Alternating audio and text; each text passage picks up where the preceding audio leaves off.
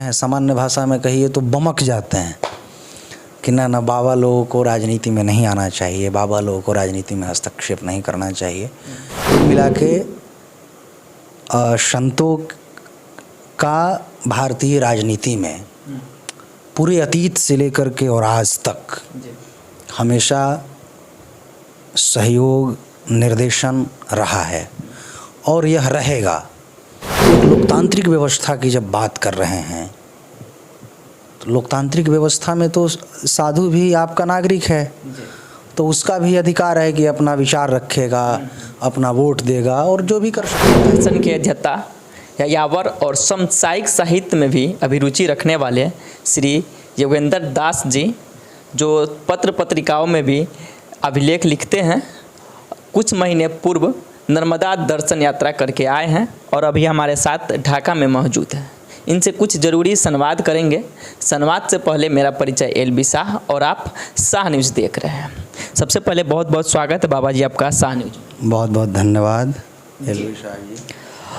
सबसे पहले ये देखा जाता है कि बिहार की राजनीति में बताया जाता है कि साधुओं का, बिहार की राजनीति नहीं लगभग पूरे भारत की राजनीति में साधुओं का अहम भूमिका रहा, तो उस भूमिकाओं पे आप प्रकाश डालिए।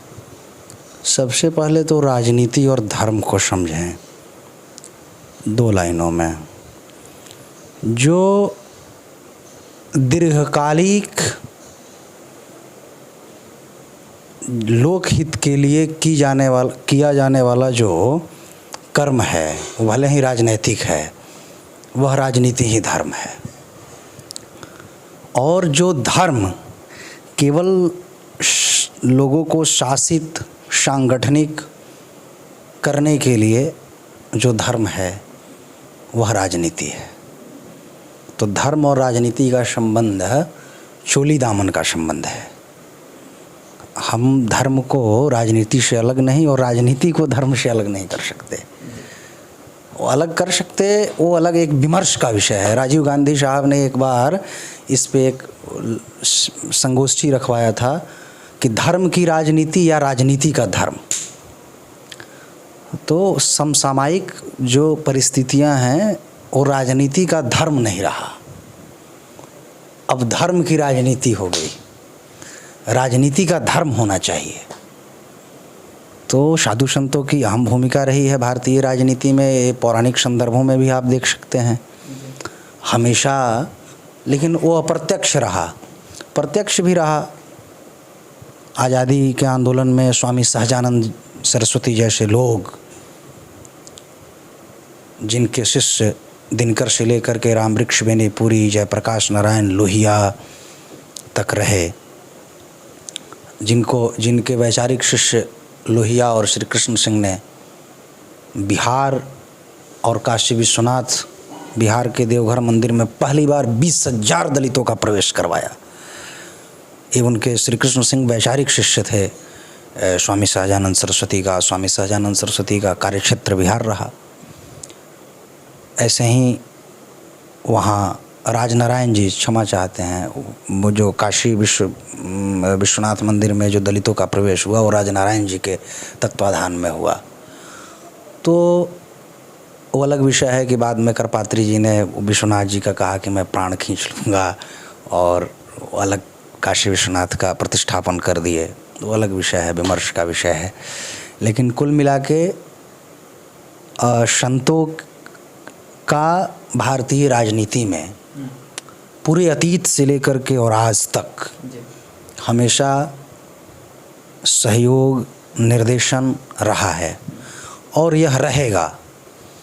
और यह एक अंतहीन चलने वाली बहस है कि नहीं, साधुओं को, धर्माचार्यों को राजनीति में प्रत्यक्ष या अप्रत्यक्ष हस्तक्षेप नहीं करना चाहिए। लेकिन जब जब राजनीति अपने धर्म को जब भूली है, तब तब धर्माचार्यों ने राजनीति को धर्म सिखाने का कार्य किया है। चाहे आप पृथु और वेन के प्रसंग में देख लें, जब वेन को, जो ऋषि मनीषी वेन को पदस्थापित करते हैं, वहीं बाद में अपने श्राप द्वारा पदच्युत कर देते हैं। तो ये हमेशा रहा है।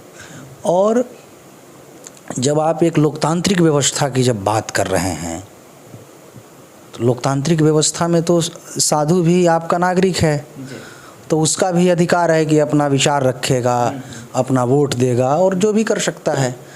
लेकिन विडंबना की बात है कि आदर्श लोकतंत्र की परिकल्पना करने वाले पठित सुपठित सुसंस्कृत लोग भी इस बात पे बड़ा ही वो इसको क्या कहें, सामान्य भाषा में कहिए तो बमक जाते हैं कि ना बाबा लोगों को राजनीति में नहीं आना चाहिए, बाबा लोगों को राजनीति में हस्तक्षेप नहीं करना चाहिए।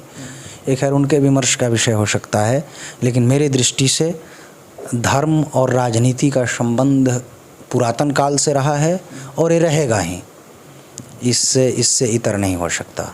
जी।